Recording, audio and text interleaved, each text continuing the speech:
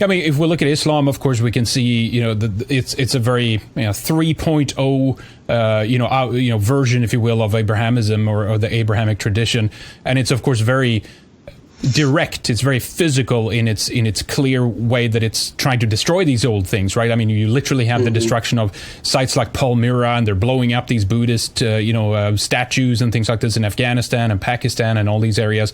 So that's a very direct approach that people can see. But how would you say that the other branches of the Abrahamic traditions, and maybe then even in the extension, the kind of liberal modern world order that we have today, to a certain extent, how are they destructive in the same way? I mean, what I'm getting at is that Islam is it's clear, you can see that very clearly, but what would you say how the others also are in very much destroying it in the same way, but it's maybe more, I don't know, mental to a certain extent than Islam? It's very physical, right? Yes, when it comes to Islam, yes, Islam basically is, a very, very physical.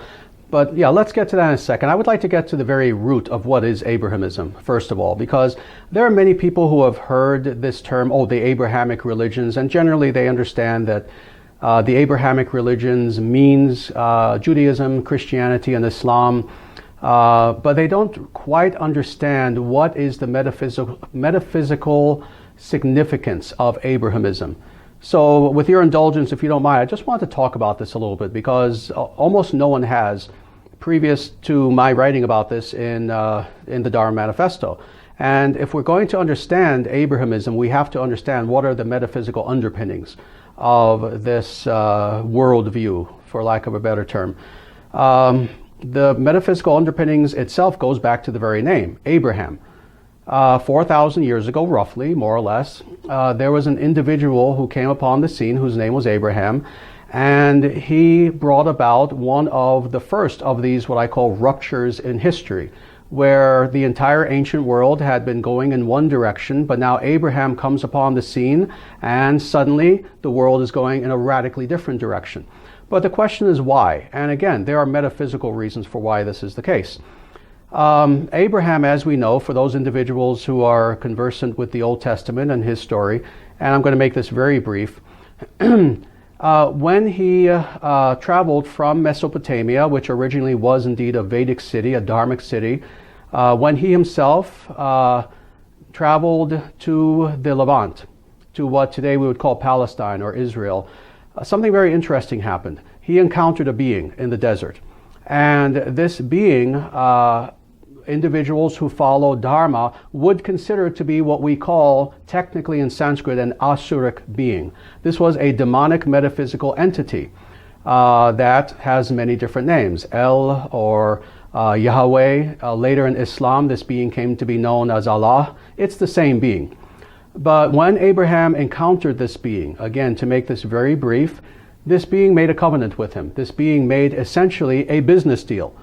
One of the first demonic business deals in history with Abraham, where essentially he promised Abraham worldly wealth. Essentially he said, all of this land will be yours, you will prosper, your sons will prosper, and for generations to come, the world will be yours if you do one thing, and that is worship me. Well, followers of Dharma consider this, again, to have been a demonic being. And what was introduced at that time was several things that did not exist in history. First of all was the idea of, to state it theologically, anthropomorphic monotheism. That is the idea of the divine being a very petty God. So what do we find? We find for the first time in history the concept of religious war. Now, interestingly, previous to Abraham, there was no religious war. There were wars between religious people, but the idea of, we have our religion and we're going to conquer your people with the idea that our God wants you to convert to our religion, and if you don't, we will kill you, that did not exist previous to Abrahamism. So what we find throughout the Old Testament is indeed the bloody history of the Old Testament, of the ancient Hebrew people going from place to place throughout the Levant and quite literally slaughtering people and taking over. Well, we find the same mindset in early Christianity. And with Christianity, I have to make a very important distinction. because Christianity is a very interesting thing. Personally, I find a lot of inspiration in the person of Jesus, in his teachings, in his life actions, etc., his personality, his characteristics. I consider Jesus to be someone himself who actually rebelled against Abrahamism. If you read the New Testament, which I have many times, I've actually studied the New Testament under some of the world's best theologians and theological professors. If you read the New Testament, it's obvious he was rejecting Abrahamism. He was rejecting the Jewish religion. He was rejecting the worship of Yahweh.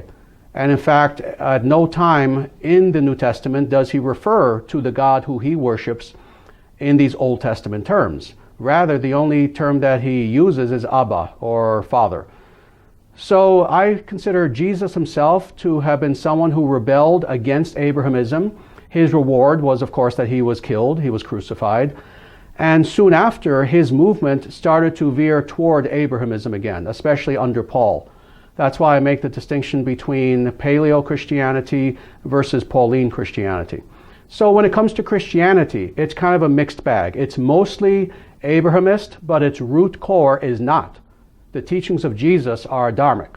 So this is why, for example, you have such phenomena within Christianity as the ancient mystics, the Gnostics. You have individuals like St. Francis, who you look at these people, these are obviously not Abrahamists. But at the same time, the mainstream churches always saw these people with suspicion. So again, Christianity has been a tradition that has been schizophrenic, that has actually had two trends within it. The main core has been Abrahamic, but then you have that mystical realm that is non-Abrahamic. But now when it comes to Islam, yes, Islam is one of the tail ends. I wouldn't call it the tail end of the Abrahamic tradition, but it is one of those. And what Islam is, what I have termed it, has been Old Testament religion on steroids. It is the idea of world conquest through the sword, the idea that, yes, it goes back to a very fundamentalist sort of Abrahamism, where essentially you convert to the worship of our God, this Yahweh, who in Islam they call Allah, but is the same being, or you die. That blunt, that simple, that black and white. So what we find in Islam is indeed the tail end of, let's say, the devolution of Abrahamism, and seen in very stark form. But yes, again, all three of these traditions, Judaism, let's say mainstream Christianity, and Islam, all of Islam, I include Shia among this as well, and Sufi among this as well. These are all Abrahamist, and they are in every way the literal opposite of every other ancient religion on earth, what I call the dharmic. So essentially, just to sum this up quickly, you have the Abrahamic religions on the one hand. On the other hand, you have the dharmic religions. And when I say dharmic, I mean not just Vedic and Buddhist, not just Vedic and Buddhist and Jaina.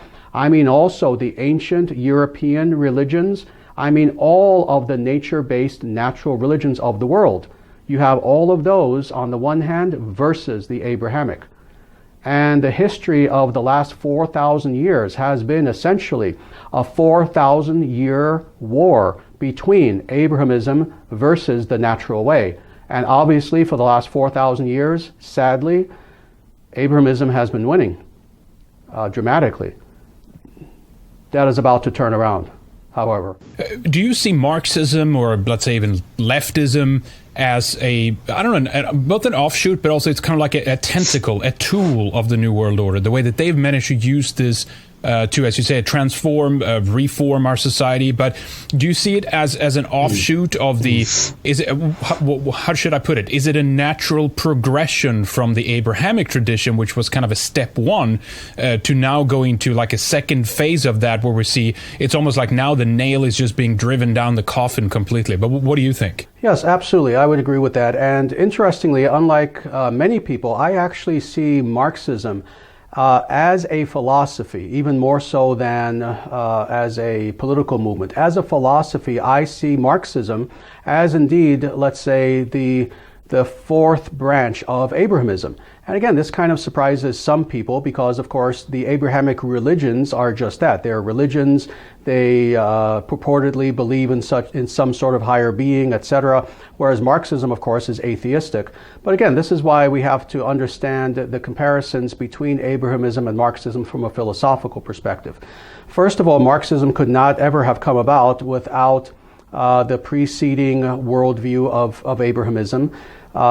It is very much an offshoot of this. It is a worldview that has an eschatological, let's say, end goal that is very similar to Abrahamism. That is, it has this idea that the world in which we're living is a world that is full of evil. You see if this sounds familiar when you reflect upon Judaism, Christianity, Islam. This is also Marxism. The world as it presently exists is a world that is unjust, that is inherently evil, where the original sin is the idea of class, the idea of capitalism, the idea of individuals being individuals, having freedom, etc. That is the sin. It is a world that needs to be changed in a radical way. There are only two choices that you can make. You either are with us or you are against us. That is, you are either a true believer or you are an infidel. This is how Marxists have operated, since the writing of the Communist Manifesto in 1848. But more, there is an eschatological end goal, and that is that at some point in the future, some dramatic thing will happen, a final judgment, so to speak, that is the arising of the dictatorship of the proletariat and communist revolution that will lead to a paradise upon the earth. Now, in all of these ways, we can see that, again, Marxism very much parallels the Abrahamic idea. With the Abrahamic idea as well, people who don't know theology very well may not know this, but the Abrahamic idea of an eventual paradise, an eschatological paradise, is that it's going to be on earth. It's something radically materialistic, as is the Marxist idea. So again, yes, you see that Marxism is, you could say, the final culmination for the context of eternity of Abrahamism philosophically. Yeah, it's very interesting. It's bizarre to me that it's gone this far. And I mean, let's not forget how much bloodshed, how much blood, communism and these utopian ideas have on their hands. I mean, it's unbelievable. And people are still, they're tied to this as a religious idea. I've tried to diagnose the problem in Sweden and in other European countries for the longest time. And I agree with you. To me, it feels like you're battling a religion, you're battling a cult of sorts, not a rational, economic government system, right? It's just a complete spiritual idea of a utopia, right? Let me tell you, I have encountered many fanatics in my time. They've all been Abrahamists. I've encountered, because I'm from New York originally, I've encountered plenty of Jewish fanatics. I've encountered Christian fanatics. I've encountered Islamic fanatics. In my life, I have never encountered anyone as bloodthirsty in their need to persuade you that you are wrong and they are right, as I have in, let's say, the politically correct social justice warrior type of Marxist fanatic. These are individuals who, when you meet them, to say that they seem brainwashed is putting it lightly. These individuals often, not all of them of course, but many of them quite literally almost seem soulless. Yes, rationality, real debate, philosophy, thought does not exist for these individuals. Their political views are based upon sentimentality and emotion and what they perceive to be reality, which in actuality for most of these people is a reality that was foisted upon them really by media and academia, but is not really in concert with actual reality. So yes, these are individuals who are the zenith of religious fanaticism. Tell us a bit more about how Sanatana Dharma views egalitarianism and equality and this kind of, that's the current religion of our times. It clashes very much with this idea of a natural order. And again, it doesn't mean that as usually is projected upon those who reject egalitarianism, then they create a straw man, and they say that people like us, we want to, I don't know, kill people, I guess, or something. It's this absurd counter argument, which is to make us just step down and basically surrender leadership to them, kind of thing. But how does this natural order collide with the idea of egalitarianism and equality? Sure. Well, Sanatana Dharma, which is the actual name of the Vedic path, Sanatana Dharma means the eternal natural way, believes in justice. It absolutely believes in the idea of justice. It believes in the idea that individuals should, in general, be given the benefit of the doubt, and we should try to always treat others kindly. On the other hand, the idea of an artificially imposed radical egalitarianism is something that is completely foreign to the natural way. On the contrary, Sanatana Dharma, the Vedic tradition, very specifically, is a tradition that believes very strongly in the idea of hierarchy. And it's interesting how in the modern world, of course, the word hierarchy itself has become a dirty word. It's become as much of a dirty word as any curse word you can possibly think of. Hierarchy is the most evil thing imaginable in the minds of many modern individuals.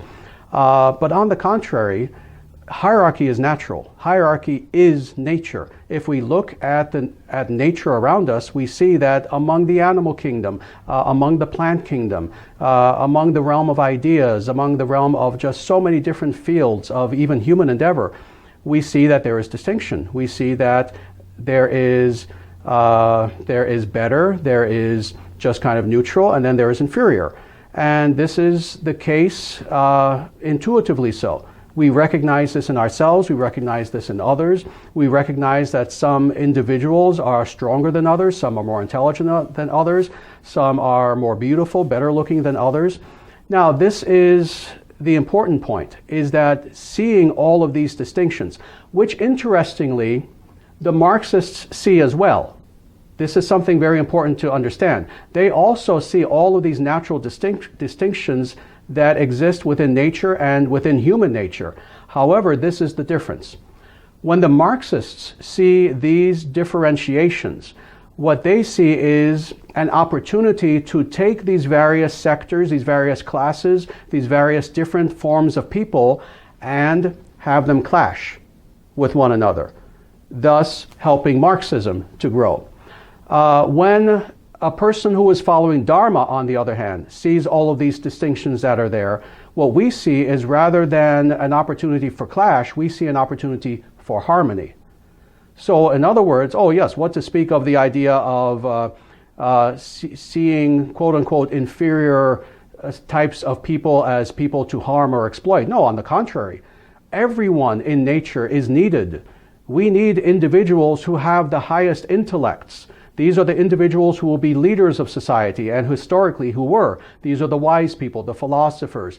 These are what in Sanskrit are called the Brahmanas. That is, the individuals who are, again, the wise leaders of society and the guardians of Dharma. But then we also have individuals who are what we call in Sanskrit Kshatriyas. These are warriors. These are administrators, leaders. They're a little bit different from the Brahmanas. But we need these individuals too, because these are the people who procure justice. Then we see some individuals who it is their inherent nature that they are more mercantile, they like to make money. Well, we need such individuals in society. We need stores, we need goods to be able to buy and sell and trade. And then finally, we have what in Sanskrit is called Shudras, that is the proletariat, the actual workers, the laborers. Now, this is what's interesting. One could say that, seeing that the laborers are individuals who don't really use their intellect, well, aren't they inferior people who we should just exploit, etc.? Not according to Dharma. According to Dharma, these people are of vital importance to society. So we respect the working class. We respect laborers. We respect them as individuals who, yes, they may not necessarily be the most intellectual or wisest of people, but they keep everything going. So in this way, seeing this diversity among humanity, rather than trying to have these people artificially conflict with one another, we see this as an opportunity for harmony where people can have diversity within unity.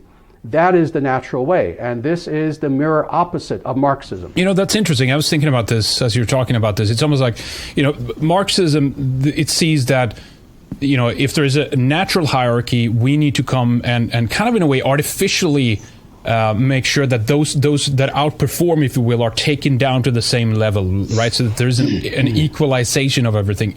I think a natural order is making sure that those individuals that are better and faster and more intelligent, or, you know, better look, whatever talents that they have, unique traits that they have that outperforms with everyone else, that they are lifted up, or maybe even just that we stand out of their way and let them outperform, let them achieve what they need to achieve, right? Because I think it's understood that if we do that, there will be a benefit to everybody, actually, to a certain extent. I mean, think of all the inventors, right? If you had someone who's intelligent like Tesla or something like that, you know, extraordinary gentlemen who just have invented tremendous amounts, or even a Marconi or a Edison or something.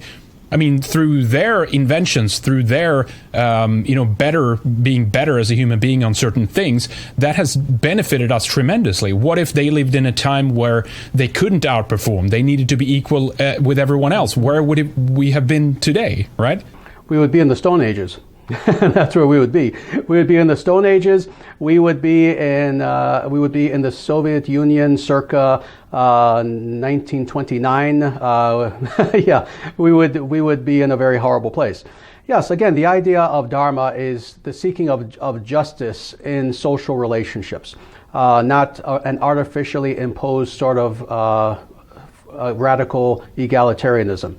Yes, the idea of justice is this, that individuals should be free to express who they are and what inherent talents they are freely, without government imposition, without government interference, without the interference of ideology. People should be allowed to be free and to express themselves in accordance with who they are, the talents they have.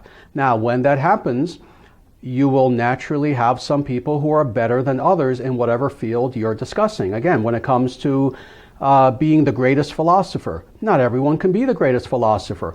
But guess what? You know, I may see myself as a philosopher, but if I suddenly have a serious problem with my car, I will be lost. I'm going to have to bring it to an auto mechanic who knows nothing about philosophy, but who is superior to me in that way. So again, the idea is one of justice, where people are allowed to express who and what they are without an artificial imposition of the state trying to mandate that, oh, we are all exactly the same, when obviously we're not. No one is the same. In fact, I would say that there are indeed no two human beings upon this planet who are the same, maybe similar, but if you look with minute enough a microscope at the life of that individual and their talents, you'll find that they're unique. So each individual, if we look closely enough, if we look with the minutest microscope, one could say, into their lives, who they are, what their talents are, their inherent characteristics and attributes, what we will find is no one human being is like any other human being. And the reason why this is the case is because ultimately, they're not merely the body. Ultimately, they are consciousness. They are individual units of consciousness, what in the West we would call spirit or soul. They are what in Sanskrit is called Atman. They are eternal living beings. They are spirit. And as a result, every individual is unique. Every individual is worthy of respect as who they are as an individual.